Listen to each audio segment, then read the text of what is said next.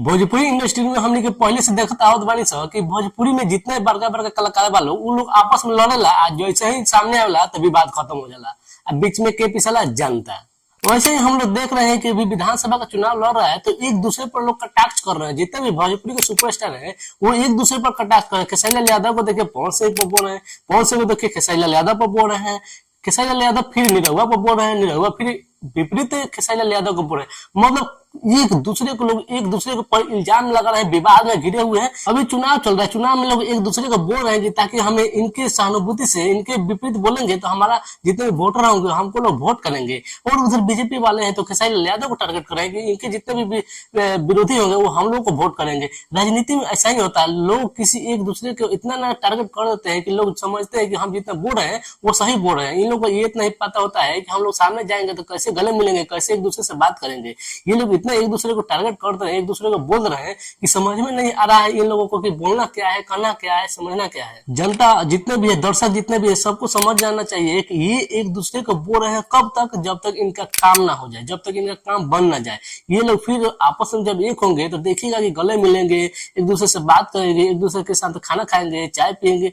आप लोग फिलहाल देखे होंगे कि खेसारी लाल यादव मनोज तिवारी के साथ मिले तो पैर पड़े और गले भी मिले।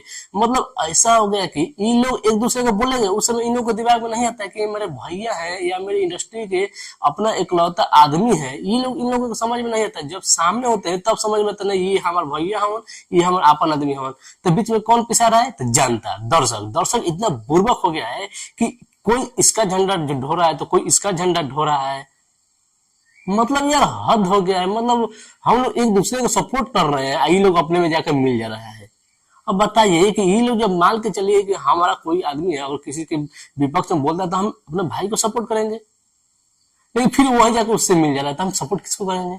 तो दर्शक को अब समझ जाना चाहिए कि भाई आप लोग सतर्क हो जाइए। ये लोग बदलने वाला नहीं है, ये लोग एक ही है, बस अपना करियर बचा रहा है राजनीतिक क्षेत्र में या एक्टिंग या गायकी क्षेत्र में। बस यही कहना चाहेंगे कि भाई आप लोग सतर्क हो जाइए। हम तो बहुत देखे, ये शुरू से हम देखते आ रहे हैं, जब पवन सिंह खेसारी लाल यादव में विवाद होता था, एक दूसरे में कंट्रोवर्सी होता था, तो आप लोग देखते थे कि एक दूसरे के विपरीत कितना बयानबाजी होता था। बयानबाजी के बाद घर पर जाकर केक लोग काटता है। बताइए मतलब दर्शक इसमें कितना बुर्बक है। लेकिन बीजेपी में जितने भी बड़े सुपरस्टार है वो लोग उतना नहीं बोल रहे हैं। एक निरहुआ है खेसारी लाल यादव को जवाब देते नजर आ रहे हैं, लेकिन और भी कोई सुपरस्टार को देखिए वो सलीके में जवाब दे रहे हैं, लेकिन निरहुआ कुछ ज्यादा ही जवाब देने में लगे हुए हैं खेसारी लाल यादव को।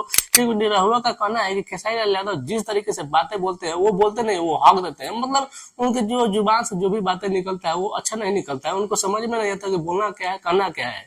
बिना सोचे हुए कोई भी कुछ बोल देते हैं।